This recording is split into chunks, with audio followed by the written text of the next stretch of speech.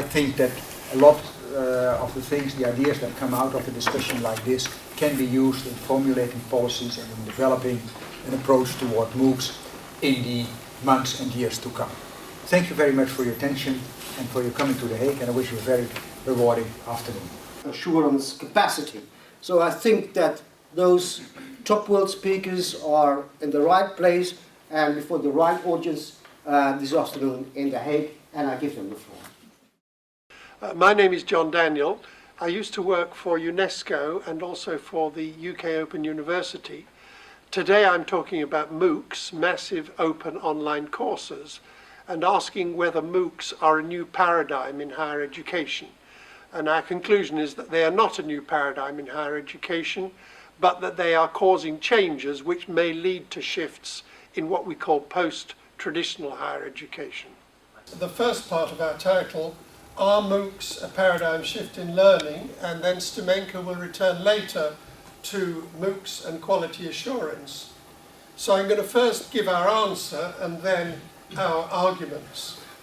MOOCs are not a paradigm shift in learning, but they may accelerate other trends that could represent a paradigm shift. MOOCs, of course, are massive open online courses, and we shall be brief about the history.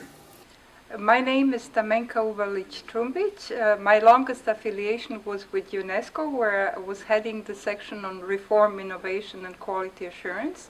The presentation we're doing today about MOOCs and quality assurance is actually putting it in a wider context of the challenges and changes and innovations in higher education, and especially how quality assurance needs to respond to these challenges.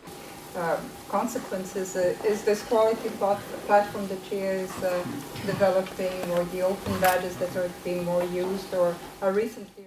Hello, my name is Timo Kos. I am the Director of Education at the Delft University of Technology, and I will be presenting our view on the recent developments in online education, especially massive open online education, MOOCs as they are known. And I will talk about what characteristics there are about MOOCs, if it is a hype, as is perceived by some, mainly in the USA, if it is disruptive for universities, for their business models. And my colleague Nelly van der Grient, who will be interviewed later, will talk about quality issues when making MOOCs and making online education for a large global population. Visualize it for you what it means if you look at it as a disruptive innovation. And then you shouldn't look at it as something that just happened and will blow away anything in the near future. It's a continuous development in a long period. It is an evolution, and we're now in an accelerating phase of the evolution. And we make the analogy with the car industry. It is a classic example from the disruptive innovation theory from Clayton Christensen. He's the management guru from Harvard Business School who thought up this theory 25 years ago. Hi, I'm Nelly van der Grient. I'm a manager of student and education affairs at the University of Technology in Delft.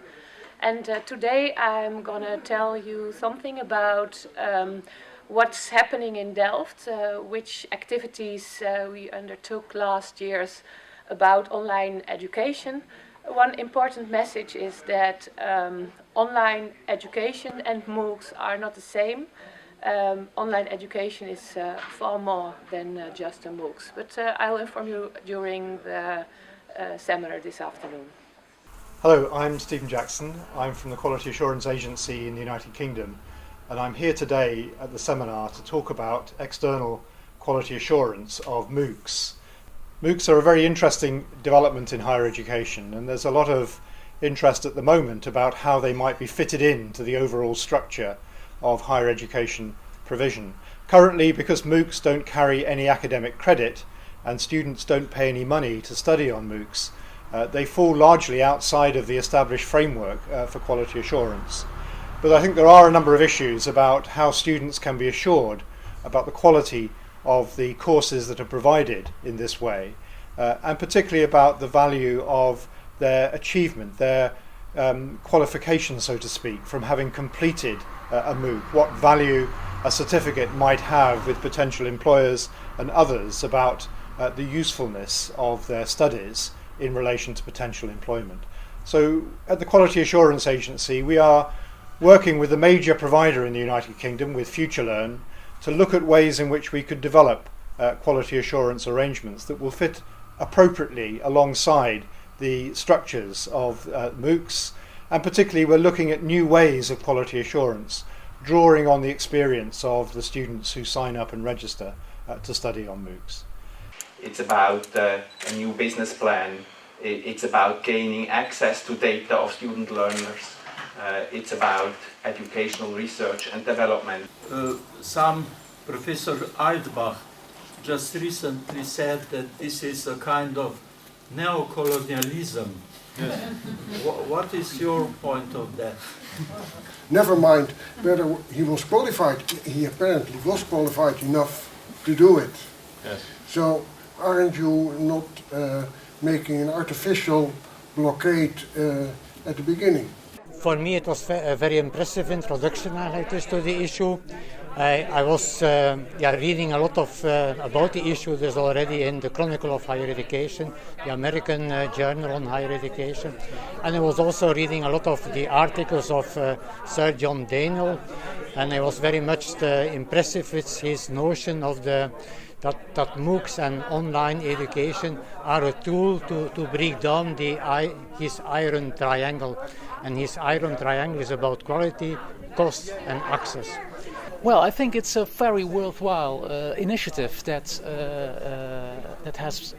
this has been organized.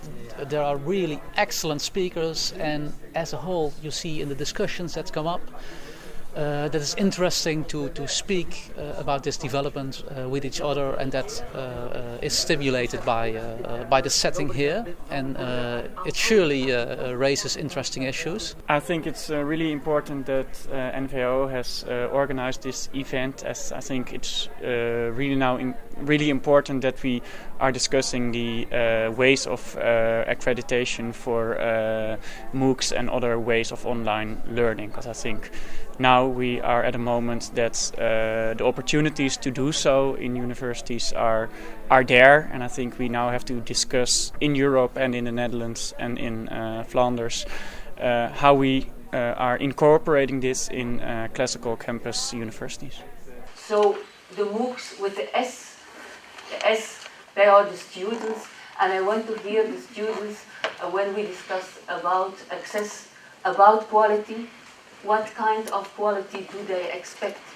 And about recognition. And the recognition, it is indeed double. There is the socio-economical recognition and there is the academic recognition.